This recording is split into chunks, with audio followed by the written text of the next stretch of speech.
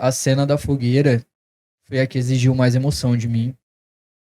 Porque eu não vou falar o que acontece, mas assim, você ter que gritar em cena, Eu tive que gritar. ter que fazer um escândalo, isso te leva pra cena de verdade.